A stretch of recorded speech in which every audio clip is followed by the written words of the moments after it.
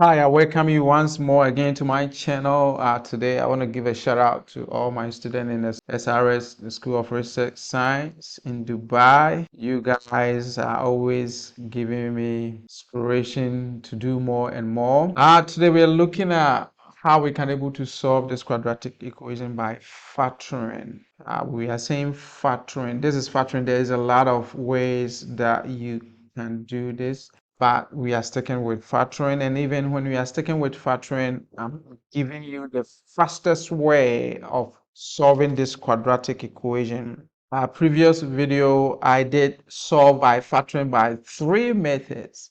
But today I'm sticking with only one that is fastest and it works for all. Some people call it the Amazon factoring method. So what we are going to do is that here we realize that the coefficient of the quadratic is more than 1. When it's more than 1, that means we have to take this into consideration. You try to see if you can find the greatest common factor, the GCF. By here, you see that 5 is not divisible by 16 and it's not divisible by this. So that will not work. But this fastest method, all that you have to do is just multiply the leading coefficient of the quadratic by the constant. That will give us 15. We'll put it here. We are going to look at the factors of 15. What are the factors? So the factors is 3 and 5. 3 times 5 will give you 15. 15 and 1 will give you that. So these are the factors that can multiply to give us 15. And at the same time, when we add, we have to be able to get 16. So what two numbers that will work is this. It will multiply to give you 15 and it will add to give you 16. So as we say, we multiply, we got the 15. And then when we add it up, we gotta get 16. So we are looking for that two numbers. And that two numbers, we find it to be 15, 15 and 1. We write it right here.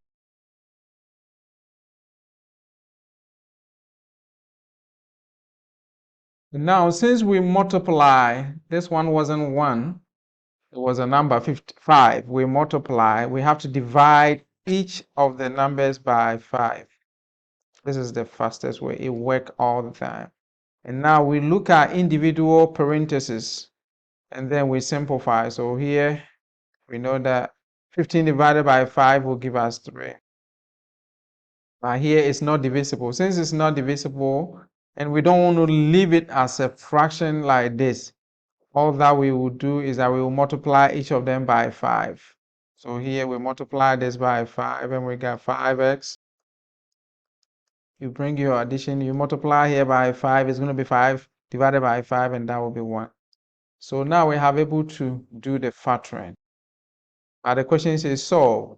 So as we are solving, that means we are setting each of them equals to 0. This will be implies that x. We will take this one over here and it will give us negative. Then we have to set up the second bracket also into 0. So here we take the 1 over here. So this implies that 5x is equals to negative 1. And then it also implies that we have to divide this multiplying. So we have to divide both sides by 5. And that is implies we get negative 1 on 5. And this gives us a solution. So this method always works. Okay, let's do more and more. All right, so we have this question here is 1/2 x squared plus 3 plus 4 equals to 0. So you see this one, oh, you have a fraction leading. It might be, hey, it's hard. But with this method, all that you do, you just multiply the coefficient of the square by the constant. And when we multiply that 4 times a half, it will be just 2. And so we're going to look for a factors of 2. And when we add, we have to get a middle number here, which is 3. All right, so what are the factors of 2? It's just 1 and 2. So that work easy peasy. So we got 2 Looking for two numbers, we add, we have to get 3, and it's 1 and 2. Once we got those numbers, we just write it here, x plus 1 and x plus 2 equals to 0. Now, since we multiply, we have to divide each of the numbers by half. So here we will divide here by half, and we have to divide here by half. So now, remember your KCF is a number divided by a fraction. So keep change flip. So here when we are doing that, we will keep this, and we have to flip this. So this become 2 over 1. Here we will multiply, and we will flip the next one. So it become 2 over 1. So here you got x. 1 times 2 is 2. And here you got x. 2 times 2, 4. Yeah, so this is the factors. You have able to factor everything looking good here. So the solution or the zeros will be the opposite. So -2 and x is equals to -4. Alas, you're done. So it makes it so easy. So this method, it works. It works and is the fastest way. So let's also use it for this one. We know that here the 3 is common, but we don't want to use that. We want to be consistent using the method the fastest way. So here we will multiply this, we will get 27. So 27, that. And when we add, we have to get 12. So we look at the factors of 27, which is 3 and 9. We multiply, get 27, and we add, we have to get 12. So that will work. So once we know that, it's just x plus 3 and x plus 9. But since we multiply by 3, we have to divide it back. Remember, opposite of multiplication is division. So we have to divide here by 3. We have to do the same thing here. So here 3 divided by 3, 1. 9 divided by 3 is 3.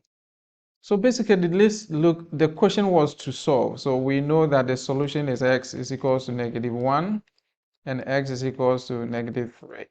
But in case the question was like to stop at the factoring, if you leave it like this, you're going to get it wrong, because it was the leading was 3. You have to bring the 3 here, and that will be the factoring. But this is the solution. So you see, the method always works for all. And this is the fastest way we are giving you all. Please subscribe if you haven't done so. All right, this is the one, the easy peasy. When the leading coefficient of the quadratic is just 1, we don't concentrate on anything, but we can link it up to what we have been doing. So all that you have to do, you multiply, and that will give you -18. And then when we add, we have to get -17. So it worked for all, but when the leading is 1, we didn't actually mention it, because 1, anything multiplied by 1 is the same, so we did not connect it. But if you want to connect it to the method that I have been teaching you, then this is how you do it. And then when you add, we have to get -17, so it have to be -18 and +1. So once we know that, we just write x minus 18 and x plus 1 equals to 0. Since 1 is here, we should divide it by 1. But any number divided by 1 is the same number. So here, the factoring or the factored form, and then the opposite will be the solution. You're done. And that's all. I thank you very much for sticking with me all the way to the end. Please subscribe, share, and hit the notification bell, so anytime I drop a video, you'll get the notice of it. All right, bye for now.